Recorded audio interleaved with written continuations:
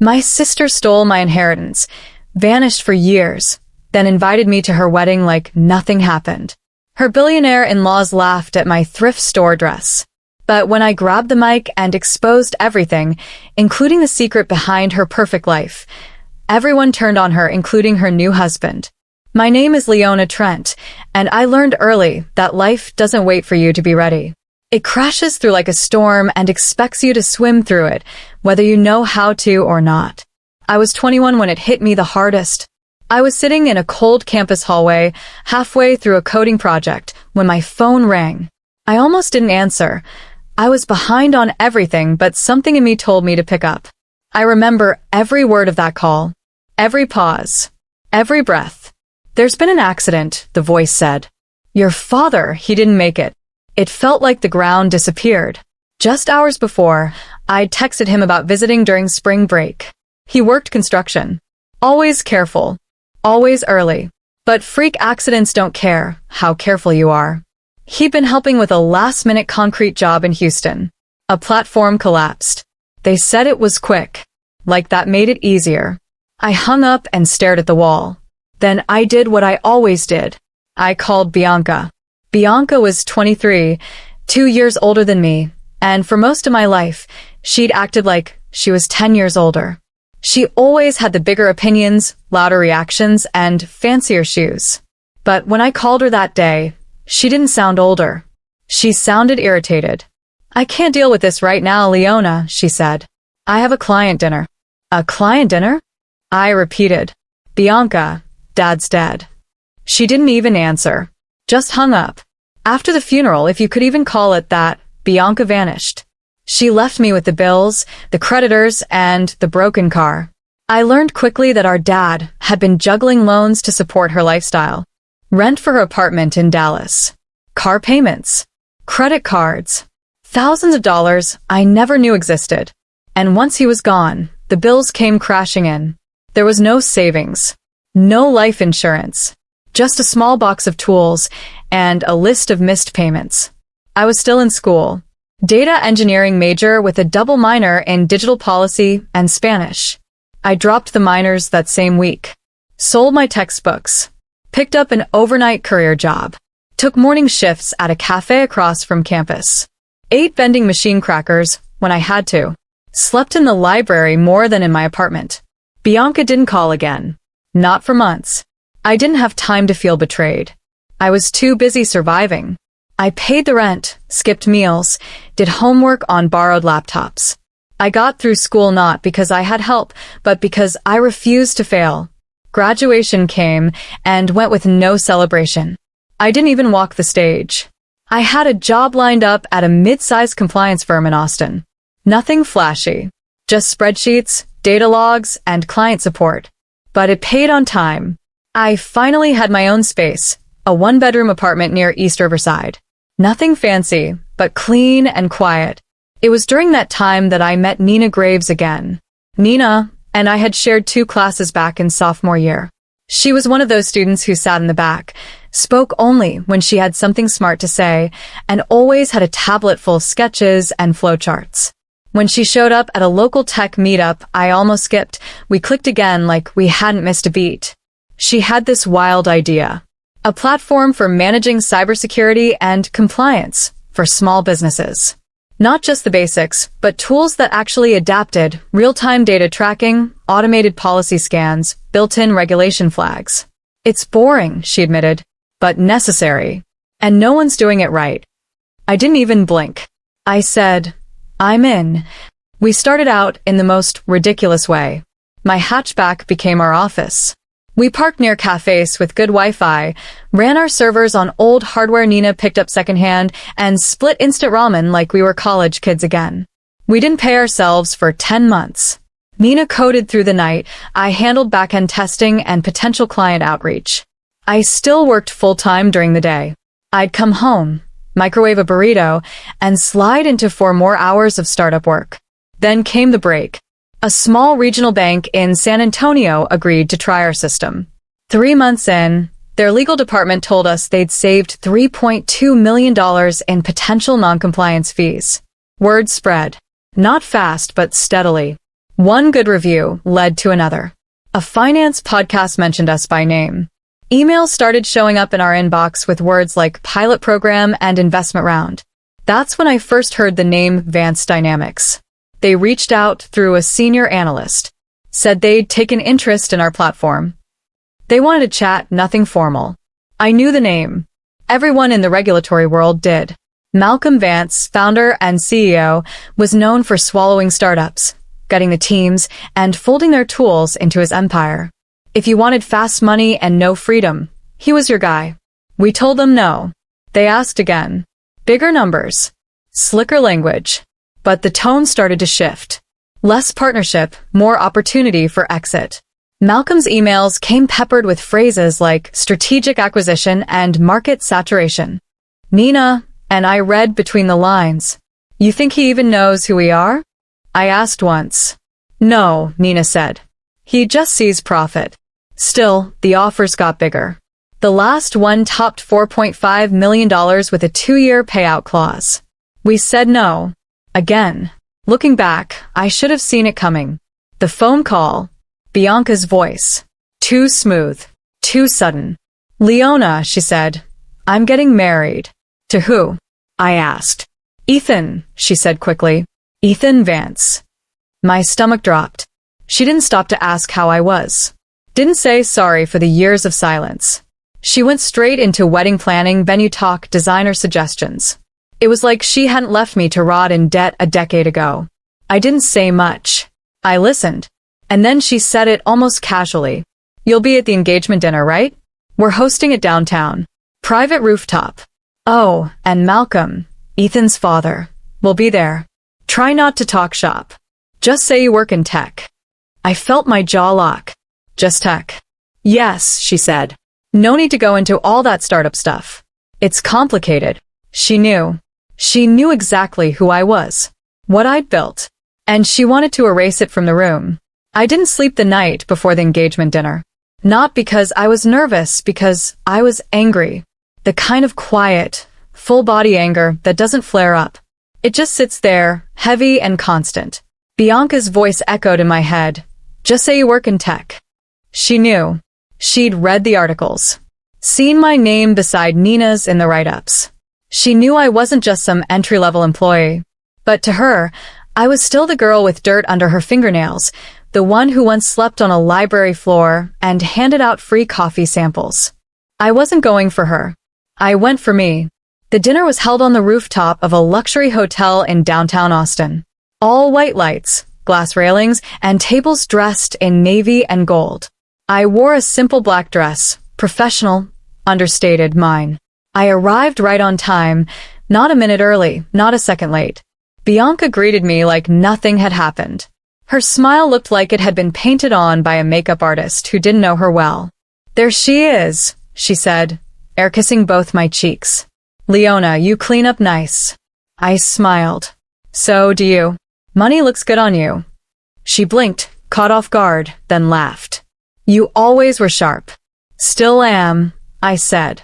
The guest list was every kind of powerful. Lawyers, executives, a few influencers I recognized from the news, all clinking glasses and scanning the room for bigger fish. I spotted Ethan Vance within minutes, mid-30s, clean-cut, expensive haircut, and a charming grin that probably worked well in boardrooms. He was standing beside his father, Malcolm Vance himself.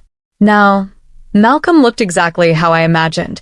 A tall man with a sharp jawline, steel gray hair, and the kind of smile that never touched his eyes.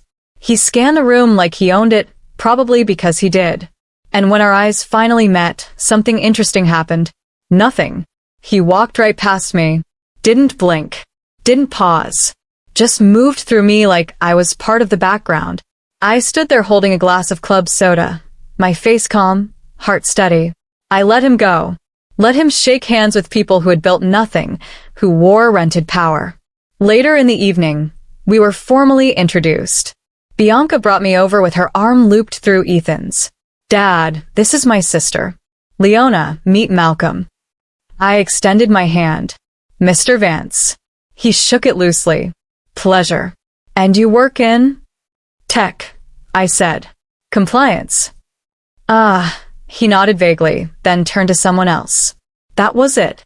No flicker of recognition. No interest. No clue that I was the same Leona Trent who had refused him 3 times. I could feel Bianca watching me, silently daring me to say something. I didn't. I spent the rest of the night making quiet observations. Ethan seemed kind, genuinely invested in Bianca. He pulled her chair out, listened when she spoke. He didn't interrupt or patronize. If he wasn't Malcolm's son, I might have even liked him. Still, I didn't trust it. That night I called Nina. You'll never guess who Bianca's marrying. She didn't even hesitate. Someone connected to Vance dynamics. His son. There was a pause, then a low whistle. Well, the universe really likes to mess with us. Yeah, I said. But this isn't a coincidence. She knew who Ethan was. And she knew who I am. And still, she introduced me like I was a stranger. What are you gonna do? Nothing. Not yet. The weeks that followed were strange. I received an official wedding invitation in the mail with gold lettering and a thick cardstock envelope. Bianca even added a personal note. Would mean a lot to have you there. No drama, please. It made me laugh out loud. Meanwhile, our company, Verity Path, was thriving. We'd just secured 2 new contracts, one with a chain of private hospitals and the other with a major educational district in California. Nina and I moved into a real office, hired 3 employees, and finally started paying ourselves properly. I upgraded from instant noodles to actual groceries. Life was good.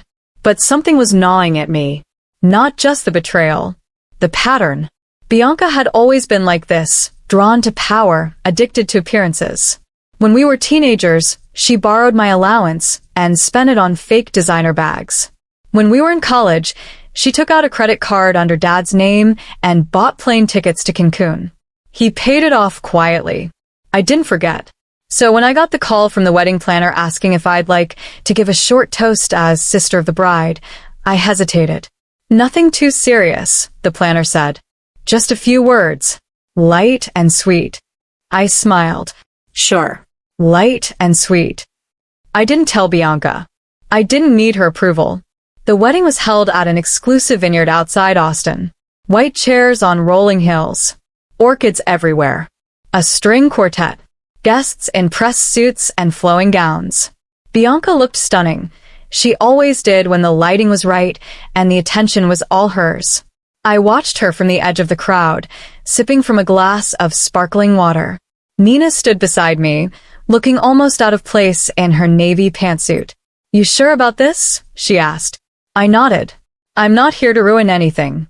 Just here to clarify some things.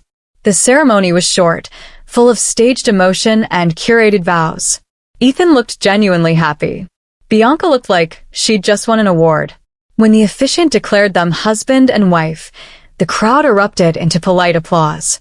At the reception, the wine flowed, the band played something soft, and I stayed in the background, just like always, until a woman with a clipboard approached and said, Miss Trent, you're next up for the toast. I stood, straightened my blazer, and walked toward the mic. Bianca was laughing at her table, holding Ethan's hand. She didn't notice me until I cleared my throat into the microphone. And then she froze. I took a deep breath and smiled at the crowd. My name is Leona Trent. I began. I'm the bride's sister. But tonight, I want to tell you a story. Not about love. Not about dresses or flowers. But about resilience. About rebuilding. About the things you don't see in a 5-minute slideshow. The room quieted. Glasses stopped clinking. I continued, voice steady. When our father died, Bianca and I were left alone. One of us stepped up. One of us left. One of us stayed behind, buried in debt, working 3 jobs, sleeping under a flickering library light. One of us rebuilt from nothing, out of ramen noodles and rejection emails. And eventually one of us founded a company. I let that settle. A company that some of you may know, Verity Path, a platform used by hospitals, schools, and law firms across the country. A company that recently turned down an acquisition offer from a familiar name. And now I looked at Malcolm. A name I was told not to mention tonight. But I think it's time you all knew who I am. Malcolm's glass halted halfway to his lips. Bianca stared at me like she was seeing me for the first time. And that was exactly the point. The silence after my speech was thick. Not awkward, heavy. Like the whole room had suddenly realized they were watching a story they never knew they were part of. I stepped down from the mic without looking back, my hand steady, my face calm. I walked slowly back to my table, past people whispering into their wine glasses and pretending not to stare. I didn't need applause. I didn't want it. I just wanted the truth to sit in the air where it belonged. Nina gave me a slow nod when I returned. That, she said quietly, was clean. I didn't lie, I said. Didn't even name names. You didn't have to. Malcolm Vance came over about 10 minutes later, just as I was stirring the ice in my drink. He moved slowly, like someone approaching a fuse that might still be burning. Leona, he said, offering a hand I didn't take. That was quite the speech. I looked up at him, holding his gaze. Thank you. You're the co-founder of Verity Path? I am. He took a breath, then gave a stiff smile. I had no idea. That much was obvious. He laughed politely, but it didn't reach his eyes. You know, I wish you'd said something earlier. Why? I asked. Would it have changed how you spoke to me? Or how Bianca introduced me? Or would it have just made you work harder to wrap us in contracts we'd later regret? He opened his mouth, then closed it again. For a moment, he wasn't the powerful CEO. He was just a man caught off guard by a woman he underestimated. Well, he said finally, the door's always open if you're ever willing to revisit those acquisition talks. I smiled politely. Thanks. But we prefer doors we build ourselves. He didn't respond, just gave a slight nod and turned away. I didn't see Bianca again until much later, after the cake had been cut and most guests had made their way to the dance floor. She approached me slowly, alone, holding her heels in one hand and her wine glass in the other. You just had to make it about you, she said. I turned to her, eyebrows raised. Is that what you think this was? She tilted her head. You couldn't just let me have this one day. I shook my head. You left me to clean up Dad's debt. You disappeared for years. Then you call me out of nowhere, not to apologize, not to ask how I've been, but to parade me in front of a room like I'm your backup dancer. This wasn't your day, Bianca. This was your reckoning. She laughed bitterly. You've always been dramatic. And you've always been selfish, I said calmly. But the difference is I learned how to stand on my own. You just learned how to latch onto the next Vance that could pay your way. Her expression shifted. The mask slipped for a second. You think you're better than me? No, I said, my voice soft. I think I'm free. That was the last real conversation we had. I left before the couple's first dance. I didn't need to see how the night ended. I'd already written my part. Nina and I drove back into the city in silence, windows down, cool air washing through the car. A few months passed. We got busier, new clients, more exposure. One of our articles got picked up by a national cybersecurity newsletter. Our name started making its way into panel invites and investor meetings we no longer needed. Then I got a call. Blocked number. Middle of the day. I didn't recognize the voice right away. It was Ethan. He sounded tired, hesitant. I hope this isn't crossing a line, he said, but I thought you should know. Bianca and I are separating. I sat down, unsure of what to say. He went on. I didn't want to believe some of the things people told me about her history, but I should have listened.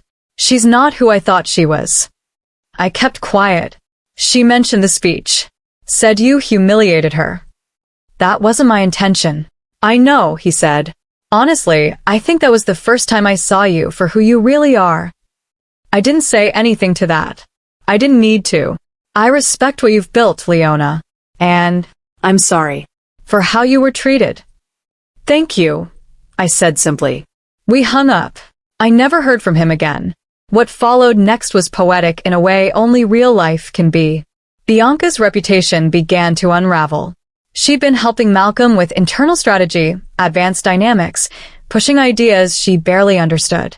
A leaked email showed she'd advised cutting corners on a compliance audit.